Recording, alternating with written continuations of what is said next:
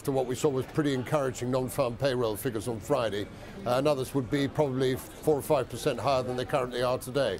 It's just that obviously when you get geopolitical problems, we tend to underestimate the damage they do to sentiment, and they've certainly taken the cream off the top here. David, thanks for that. David Buick live from London for us. Pleasure. Well, people from Ghana are among foreign nationals fleeing Libya at the moment, but they say their country isn't doing enough to help them. When we come back, we'll find out why they feel abandoned by their own government. And in other news, France's far-right leader takes pole position. Could Marine Le Pen really become the country's next president? That and more to come.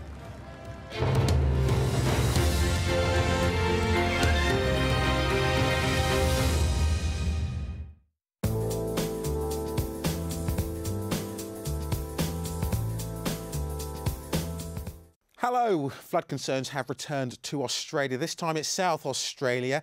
We have got this discrete area of cloud which is now sinking its way further southwards. It's the same area of cloud which brought the severe weather into that western side of Queensland earlier on in the weekend. It's sinking its way further southwards. Long line of rain joining up with this is pushing into South Australia, and parts of South Australia could see as much as 50 millimetres of rainfall over the next 24 hours. And that heavy rain will edge its way into Victoria. Victoria coming off the back of what has been its wettest summer in 111 years. It's going to be dry over towards that eastern side of Australia. For the time being, Brisbane and Sydney at around 27 Celsius. And further west, we should stay largely fine and dry for a good part of Western Australia. Perth touching 32 degrees.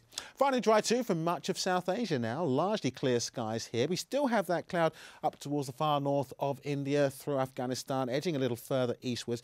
Still a few wintry flurries, the possibility. But for the most part, it's fine, it's dry, it's warm, it's sunny, and it should stay largely fine and sunny too for Sri Lanka, I'm pleased to say. Fine, dry and sunny too across much of the Arabian Peninsula. A little bit of cloud down into southernmost parts, you'll notice so. I don't think we'll see too much in the way of any spits and spots of rain. Temperatures here in Doha getting up to 27 Celsius.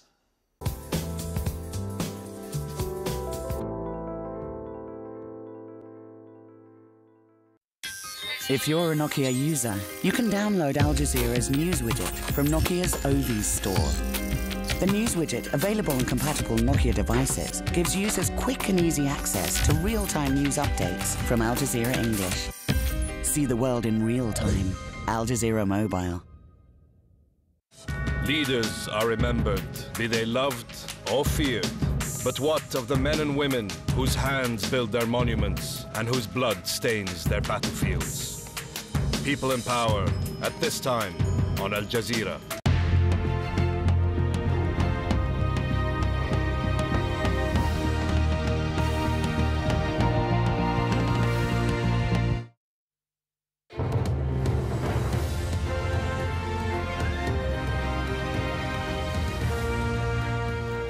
Top stories here on Al Jazeera. Libya, where the state television has broadcast an appearance by Muammar Gaddafi, addressing crowds of supporters in Tripoli's Green Square. Gaddafi's forces have retaken the town of Bin Jawad in the centre of the country, and Reuters is also reporting forces have been seen pushing east towards Ras Lanuf. Well, there's been more fighting also in Misrata, which lies to the east of Tripoli. Mohammed Ali is a member of the Civil Committee for Misrata Affairs. It's part of the opposition's National Council, which it's tried to set up. Imran Gada spoke to him, asked him how the rebels were going to continue their fight against the Libyan army. Our armory is not a lot. What we rely on is willpower and the belief that we want to liberate our country, and the amount of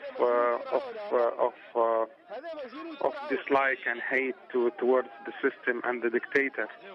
I heard one of your earlier reports that Gaddafi might outgun us, but he will not outnumber us, and his forces do not have the determination that we have.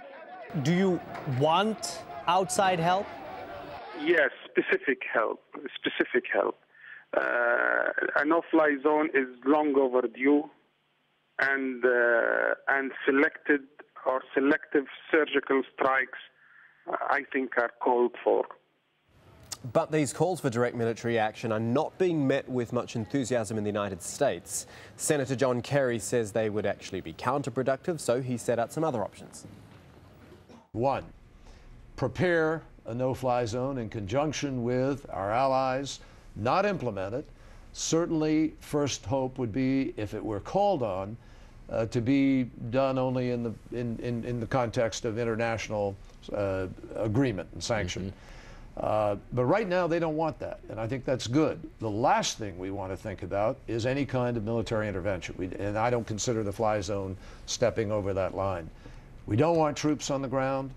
They don't want troops on the ground. That would be counterproductive. Well, much of the military equipment needed to enforce any sort of no-fly zone is actually already in place. It's on the Mediterranean island of Malta. James Bays is there too. These aircraft are NATO's eyes and ears.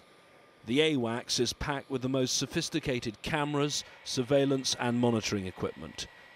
NATO maintains these planes are working as part of a counter-terrorism mission which has been in place since 9/11.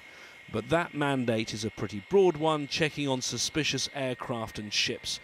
And in recent days, they've been tracked constantly in the skies near Libya. They've been showing particular interest in this Libyan aircraft, part of Colonel Gaddafi's VIP fleet based at Mytika near Tripoli. The plane, a Falcon 900, which flew from Belarus last week, was this weekend returning from Jordan. This recording was made of the radio communications with air traffic controllers in Malta. NATO 07, go ahead. Do you have any information on an aircraft with the Squawk 2017 positioned about 85 miles east of our? 7, that should be a Falcon 900, flight level 340 with a destination Mytika according to FlightNet. Malta's airport has been hosting planes from at least 7 NATO nations. In the island's main harbour, a South Korean destroyer which has been evacuating workers from Libya. Military vessels from a number of NATO countries are just off the coast. With AWACS spy aircraft overhead and a fleet of Western naval vessels offshore, there is concern here in Malta, an EU nation, but one that prizes itself on its neutrality.